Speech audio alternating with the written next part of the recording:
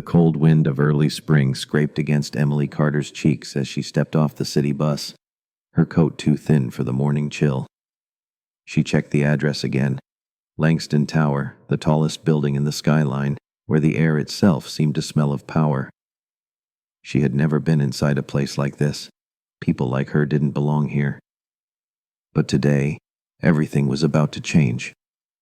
The elevator rose in silence, the numbers blinking upward as her heart pounded. When the doors opened on the top floor, a sleek assistant with clipped words and sharp heels led her into an office flooded with golden morning light. Behind the desk stood a man she had only seen in magazines and news headlines, Victor Langston. He looked exactly like the articles described, silver-haired, straight-backed, impeccably dressed. But in person, his eyes were sharper. Not cruel, but calculating. Emily stood straighter as he gestured toward the chair across from him. "You're punctual," he said, his voice low and smooth. "I'm here like you asked," she replied, steadying her voice, "but I still don't understand why." Victor folded his hands. "I've reviewed your background. Top of your class, full-time nursing student. 2 jobs. A sick mother, a brother in school. You've sacrificed a lot." Emily frowned. "What do you want from me?" "I want you to marry me." The words dropped into the silence like a stone in still water. She blinked. "Excuse me?" "This is not a romantic proposal," he continued unfazed. "It's a contract. A mutually beneficial agreement. You become my wife in name. In return, your mother's medical debts will be cleared. Your brother's education will be funded. You'll have financial security." She stared at him. "You don't know me." "I know enough," he said calmly. "You're driven. You're desperate. And you're the kind of woman who will do anything to protect the people she loves." Emily's stomach turned. Was he wrong? "And what do you get from this?" she asked. Victor paused. For a moment, something flickered in his eyes, then disappeared. A companion, someone who won't ask questions, who won't get in the way. "I need a partner on paper. Nothing more." The silence stretched. "This is insane," Emily muttered. "I don't even like you." "You don't have to," he replied coolly. "Just agree. 3 years, then you walk away debt-free." Emily stood to leave. "I'm not some thing you can buy." "No," he said. "You're something far rarer. You're someone who has everything to gain and everything to lose." That night, Emily sat beside her mother's hospital bed watching the old woman sleep. The machines beeped softly, steady but expensive. Her brother Nate had texted again. His tuition deadline was next week. She closed her eyes. She thought about the rent, the endless shifts, the fear of losing everything. The next morning, she returned to Langston Tower. "I'll do it," she said. Victor didn't smile. He simply opened a drawer and handed her a ring box. "The ceremony will be private," he said. "No press, no family. You'll move in by the end of the week." She took the box, her hands trembling. As she left the office, he turned away, gazing out the window at the city below. He had expected to feel victorious. Instead, he felt nothing, and that bothered him more than it should have. The mansion stood like a relic of a forgotten age, towering beyond the black iron gates that groaned as Emily's taxi pulled through. Ivy clung to the stone walls, windows glinting like frozen eyes under the gray sky. Her hands were stiff from clenching her coat. The ring on her finger still felt foreign, like something borrowed from someone else's life. A man in a black suit opened the car door with practiced formality. "Mrs. Langston, welcome." She flinched at the name. It didn't feel real. The foyer was cavernous, its marble floors echoing every step. A grand staircase curved upward like the spine of some ancient creature. Classical paintings lined the walls, but none had any warmth. Everything was pristine, lifeless, like it had been prepared for someone important but never lived in. Victor was waiting at the base of the stairs, dressed in another perfectly tailored suit. Not a hair out of place. "You're early," he said. "I didn't think punctuality would be a problem." He nodded once and turned away. Mrs. Lane will show you to your room." Emily followed a quiet woman down the hall. The housekeeper with silver hair and a tight bun didn't speak until they reached a door at the far end of the east wing. "This will be your room," she said. "His is across the hall. Dinner is at 7. Emily looked around. The room was beautiful in a sterile, catalog-perfect way. Canopy bed, antique dresser, velvet curtains. But there were no personal touches. No photos. No scent. No signs of life. She set her suitcase down and sat on the edge of the bed. A soft knock startled her. It was Mrs. Lane again. She handed over a folded note. His handwriting was elegant, controlled. "There are rules. No entering my study. No calls without permission. You are free to do as you please within these walls. This is not a love story. Do not pretend otherwise." She crumpled the note, pulse thudding in her ears. At dinner, the long mahogany table stretched between them like a river of silence. Candles flickered, casting golden light against Victor's features. He ate slowly, methodically. She cleared her throat. "Is it always this quiet? I prefer it that way." She stabbed her fork into her steak. "You do know we're married now, right? Conversation isn't illegal." He looked at her, then not angry, just unreadable. "This arrangement doesn't require small talk." "I'm not trying to win you over," she snapped. "I'm trying to understand what I walked into." "You walked into a contract," he said evenly. "Nothing more." Emily pushed her plate away. "Then maybe you should stop acting like I owe you gratitude." Victor's jaw twitched just slightly, but he said nothing. The rest of the meal passed in silence.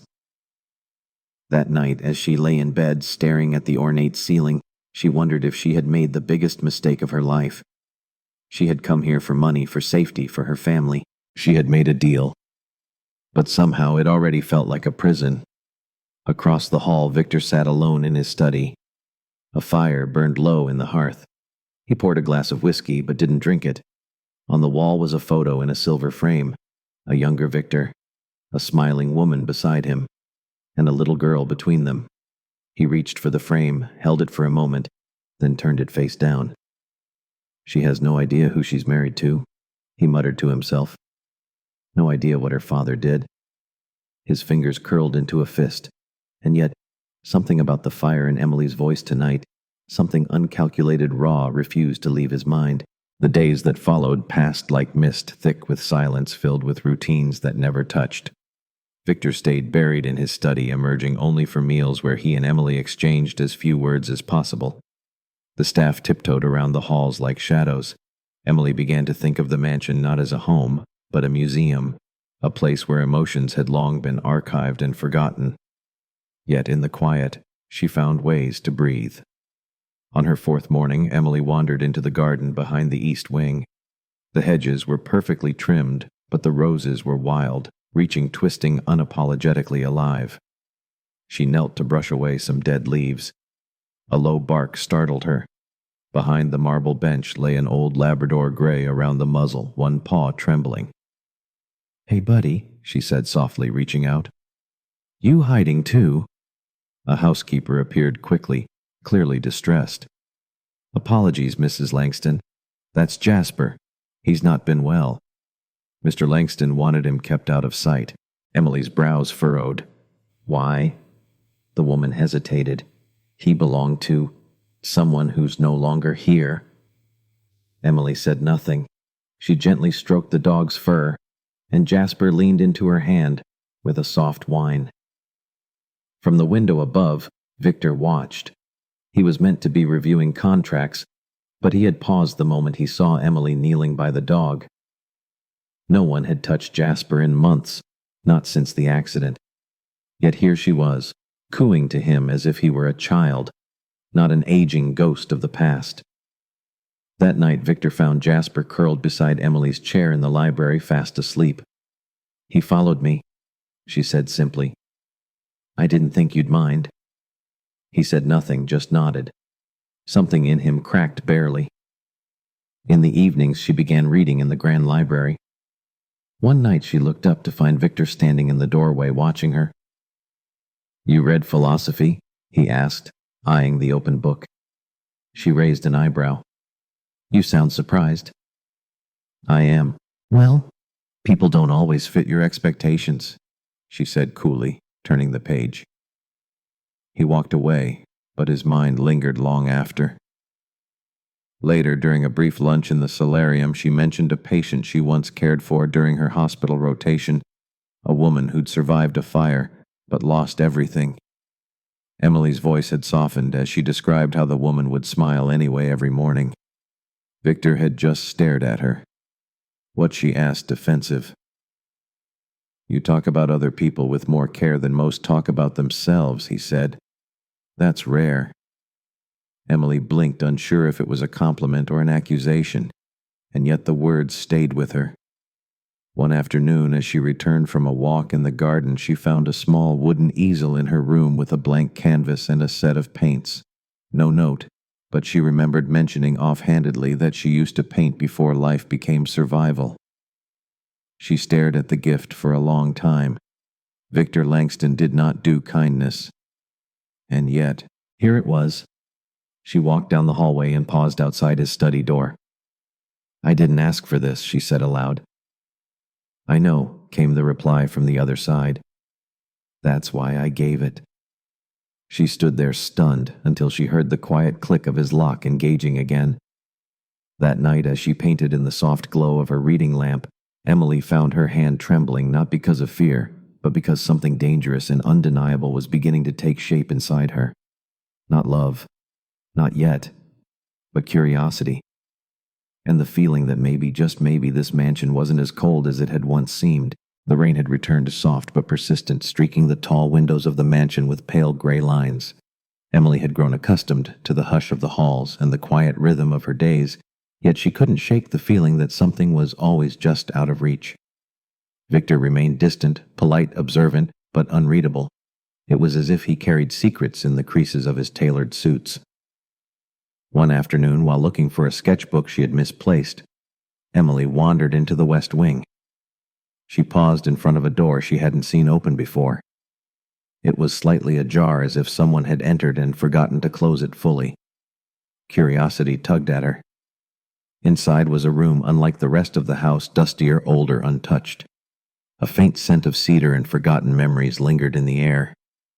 Books were stacked haphazardly, and sunlight filtered through gauzy curtains onto a desk cluttered with loose papers. On the far wall hung a large portrait. Victor, decades younger, stood beside a woman with warm eyes and auburn hair. Between them stood a little girl with dimples and a red bow in her hair. Emily stepped closer. The brushstrokes were careful, intentional. It wasn't just a painting. It was love captured in oil and canvas. But beneath the painting, tucked between the books, something else caught her eye. A faded envelope, brittle at the edges, lay half concealed beneath a ledger. Emily's breath hitched as she unfolded the letter inside. The handwriting was sharp and precise, Victor's. To the man who stole my future. You ruined me. You made promises you never intended to keep. While your name thrived, mine was dragged through dirt. My company collapsed. My family shattered. And now you raise a daughter while I buried mine. I will never forget what you cost me. One day you'll lose something too. And maybe then you'll understand. Emily's hands shook. She read the name at the bottom of the letter. Edward Carter. Her father. Her knees buckled as she sat heavily on the edge of the armchair nearby. The room seemed to tilt.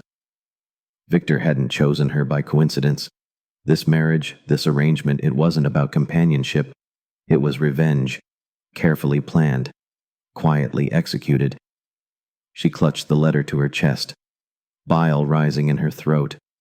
Every strange glance, every cold word, every unspoken tension, it all made sense now. She left the room in silence, returning to her own without speaking to anyone. That night, Victor found her standing by the fireplace, her face pale and rigid. You knew who I was from the start, she said, voice flat. You married me because of my father. He didn't deny it. Yes. Her heart cracked. You used me. Victor's expression didn't shift. I gave you what you wanted. and I took what I needed. Is that what this is to you? A transaction? A punishment? Her voice trembled. I'm not him. He looked away for the first time. No. You're not. Silence stretched between them, then why she whispered. Victor's voice was low. Because I couldn't let it go. I told myself if I could see the daughter of Edward Carter live under my roof, wear my name, take my wealth, it would mean I'd finally won. Emily took a shaky breath. And now? He looked at her, and for the first time something faltered in his gaze. Now I don't know. She turned and walked away before her tears could fall. Alone in her room, she looked at the ring on her finger, so elegant, so heavy. She had worn it thinking she had control, that she was doing what she must to survive. But in truth, she had stepped into someone else's war. And now she had to decide, would she be a pawn or something more? The next morning, sunlight streamed across the hardwood floors, but Emily felt no warmth. Her world had tilted, and even the mansion's familiar silence now felt like a lie wrapped in velvet. Victor didn't come down for breakfast. Jasper, sensing the shift in her mood, rested his head in her lap under the table, his old eyes watching her quietly. She stroked his fur absently, her mind tangled with the letter's cruel words and the man who had written them. By midday, she was pacing the library, the letter clenched in her hand. She couldn't stay silent. Not anymore. She found Victor in his study, surrounded by papers and silence.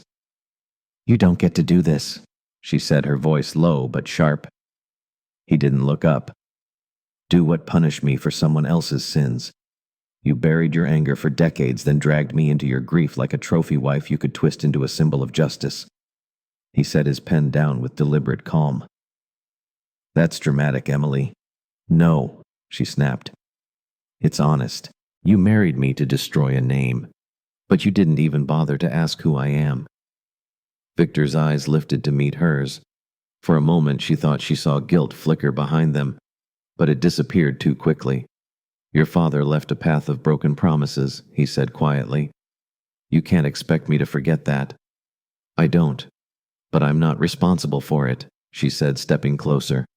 I didn't choose to be his daughter, just like you didn't choose to lose yours. That made him flinch. Emily softened just slightly. You think hurting me will make the past disappear. But it won't. It never does. Victor's voice cracked barely. Do you know what it's like to bury a child? To watch someone destroy your legacy and walk away untouched? She shook her head. No. But I know what it's like to watch someone you love disappear piece by piece in a hospital bed. To feel helpless. To fight with everything you have just to keep the lights on. You're not the only one who's lost something, Victor. He looked at her, then really looked. Not with calculation. With grief. And maybe something else. You came here for money, he said quietly. She didn't deny it. I did. Would you do it again? Emily paused. Knowing what I know now? No. He nodded as if confirming something he already suspected. But I also wouldn't leave. She added, her voice quieter. His brow furrowed. Wait. Because somewhere between the silence and the rules and your damn study door, I started to see something in you I wasn't expecting. A man, not a weapon. Someone broken, but not beyond repair. Victor's throat moved as he swallowed, and I think she continued. That maybe you see something in me too. He didn't respond, but his eyes didn't leave hers. That night, dinner passed in unspoken truce. No cruel notes, no locked doors. Just candlelight, the clink of silverware, and a single look shared across the table, one that asked a question neither of them was ready to answer. Emily returned to her room, heart racing, unsure of what she was feeling anymore. Not hatred, not revenge, but something far more dangerous. Hope. The days that followed were strange.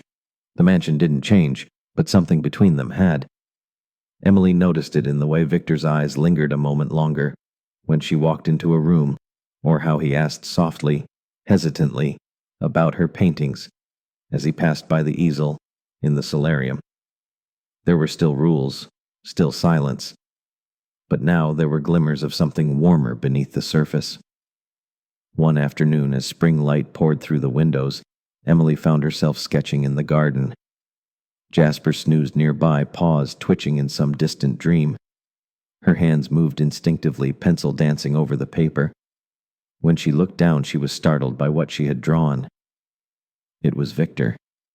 Not the cold, composed man from magazines, but a softer version, eyes full of weariness and something unspoken. A man who had lost too much and never learned how to heal. She stared at it for a long time, then folded the paper and tucked it into her journal. Later that evening, Victor entered the library while she was reading by the fire. He held 2 glasses of wine and, without a word, handed one to her. She looked up at him. "What's the occasion?" He gave a faint, tired smile.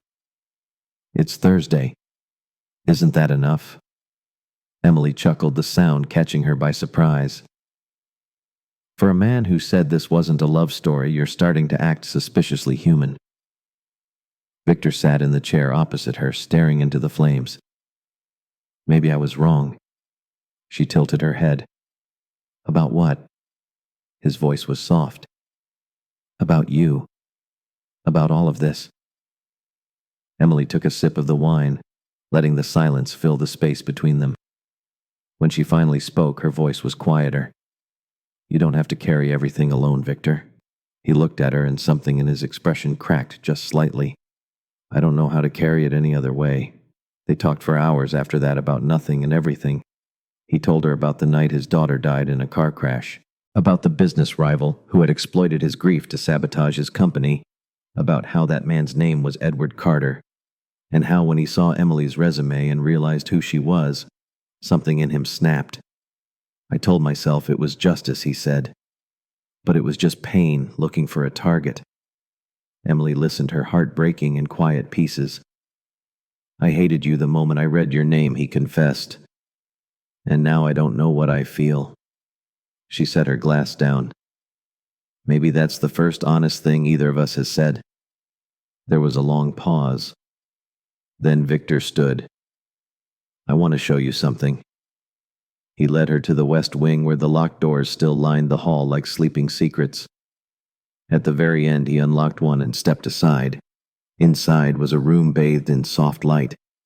The walls were covered in paintings, all done by the same small, careful hand. A child's work. Bright colors, uneven lines, impossible joy. "She was 8 when she painted that one," he said, pointing to a sunflower. "She called it the forever flower. Said it would never wilt." Emily stepped inside, overwhelmed by the tenderness. This was her room. Victor nodded. "I haven't opened it in 5 years." Emily turned to him. "Why now?" He hesitated. Then, "Because for the first time I wanted someone else to see it." She stood quietly beside him, and for the first time since they married, he reached for her hand. Emily didn't sleep that night. Her body lay still in bed, but her thoughts moved like waves crashing against one another, fragments of the girl's sunflower paintings, Victor's trembling voice in the firelight, and the lingering warmth of his hand in hers. This wasn't the life she had planned. She had come into this marriage with calculation, with survival in her veins. She hadn't planned to feel anything, and certainly not this. By morning, the house felt different. Not warmer exactly, but no longer suffocating. Like a door had cracked open and the air had shifted. Victor was in the solarium when she found him drinking coffee as sunlight spilled through the glass. He looked up and something soft passed through his eyes. "I didn't expect you up so early," he said. "I couldn't sleep." "Me neither." She hesitated, then sat beside him. The silence between them felt easier now, like a shared language. "I saw the drawings," she said quietly. "She was talented." "She was joy," he replied, voice hollow. "And after she was gone, there was nothing left. Just walls and rules and anger." Emily reached for her mug. "You tried to build a fortress out of grief." He didn't deny it. She looked at him then. Really looked. The crease in his brow, the way his fingers fidgeted when he wasn't paying attention. The guarded man she met weeks ago had begun to fracture, and beneath those layers she saw someone deeply human.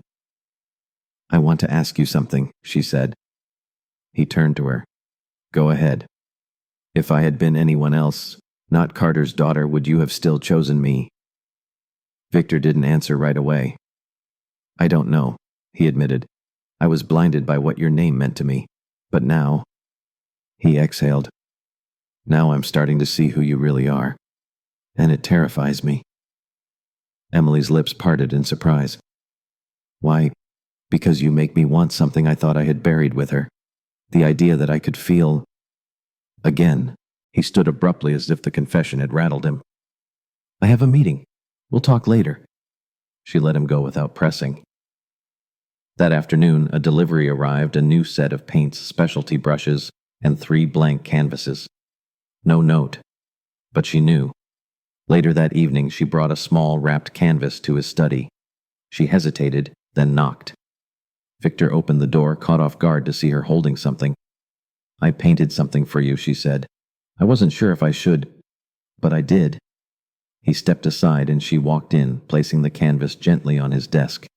Then without another word, she left. Victor stared at the wrapped gift for a long time before peeling the brown paper away. The painting was soft and vivid, a sunflower field under a dusk sky stretching far and wide. But in the foreground, near a weathered path, stood a girl with red ribbons in her hair. And beside her, a woman knelt, one hand on the girl's shoulder, the other pointing toward the horizon. The girl was his daughter. The woman was Emily. He sat down, stunned. The brushstrokes weren't just beautiful, they were healing. For the first time in years, Victor Langston felt tears burn at the corners of his eyes. That night he didn't sleep either. But for once, it wasn't because of sorrow. It was because something fragile and frightening had awakened. Something he wasn't ready to name, but he knew what it felt like.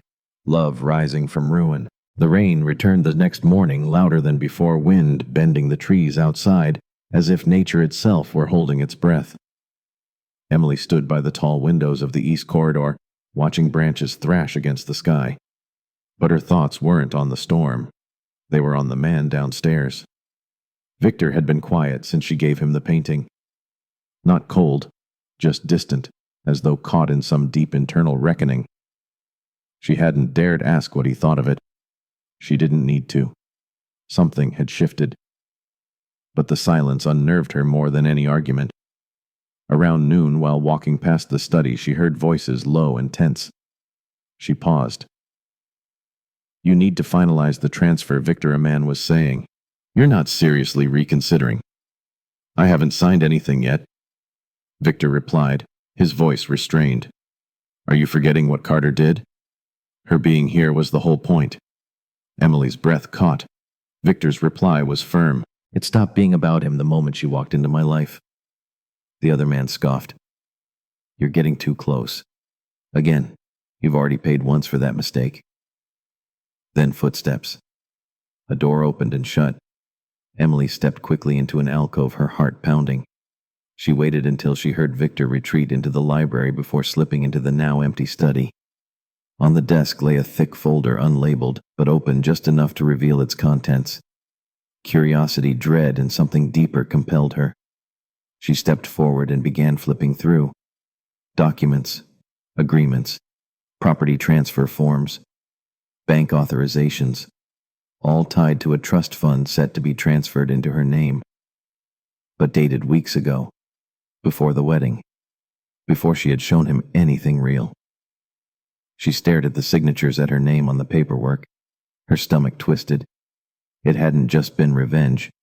It had been a full plan to hand her his wealth under the pretense of generosity, of control. She hadn't just been a pawn. She had been a symbol. Looking for something, Victor's voice came from the doorway. Emily turned the folder still in her hands. So, it's true. You planned this even before we met. He didn't deny it.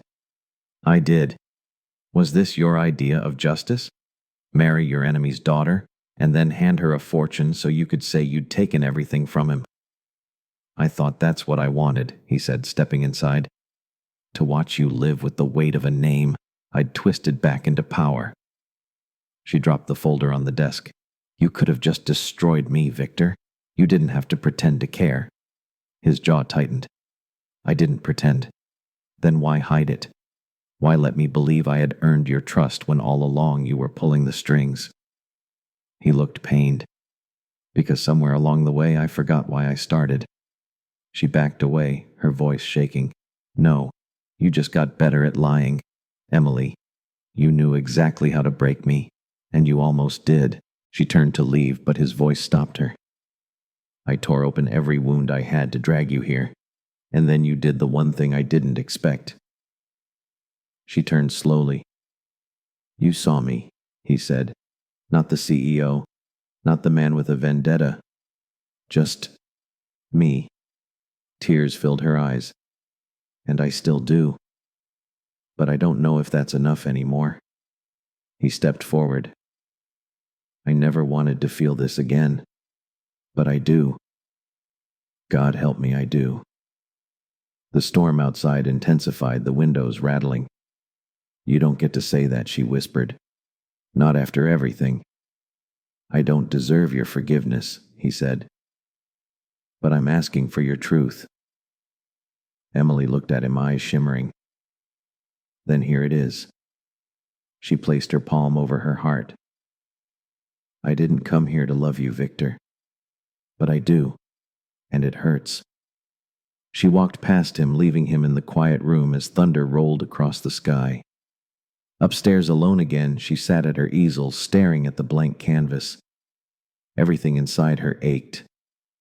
Not because the story was ending, but because she still wanted to believe it wasn't too late to write a new one. Emily didn't come down for dinner that night.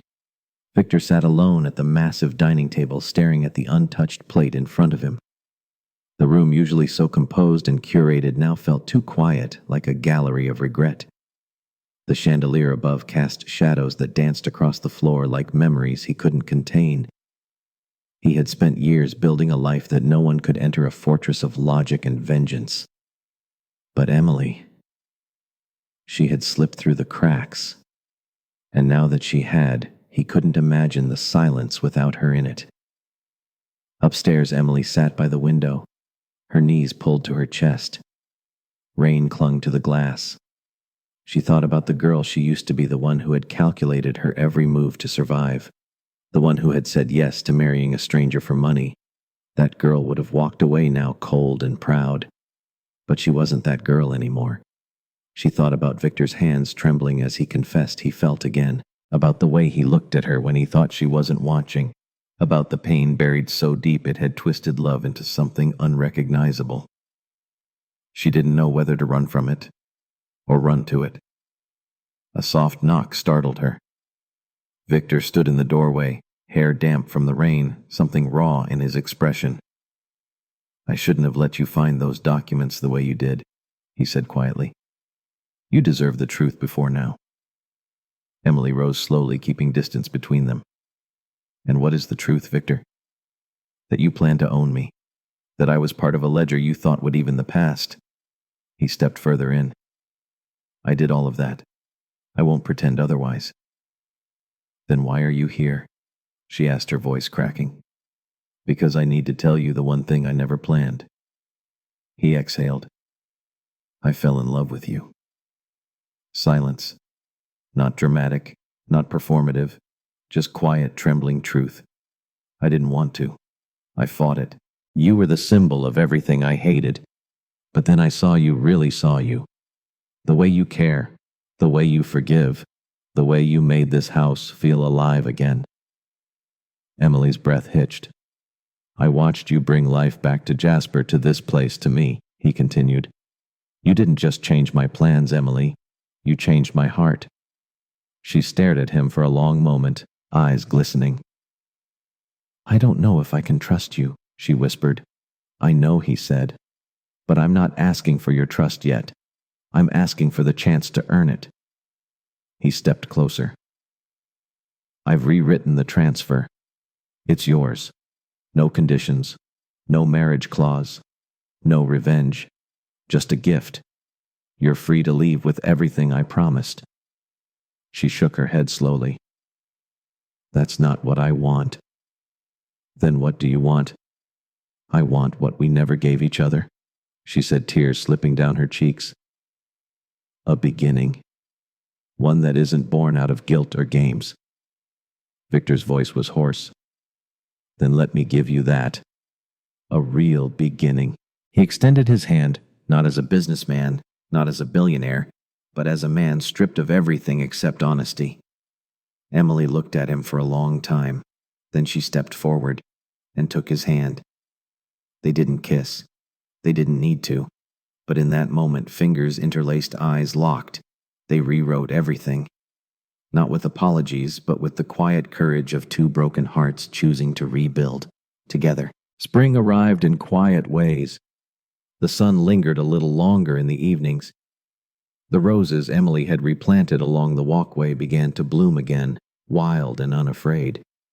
And inside the mansion something softer took root, something not born from wealth or legacy or vengeance.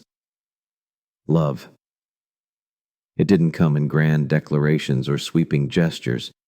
It came in small things, in shared breakfasts on the sunlit terrace, in the way Victor reached for her hand when no one else was looking, in the way Emily painted not to escape but to remember. Their marriage, once built on pretense and pain, began again. Victor sold off the controlling shares of Langston Holdings, stepping back from the board. I've chased power long enough, he told her one morning. I'd like to learn how to chase peace. Emily, for her part, used part of her trust to open a community arts center in the city. People need places where they're seen, she said, where they can heal out loud.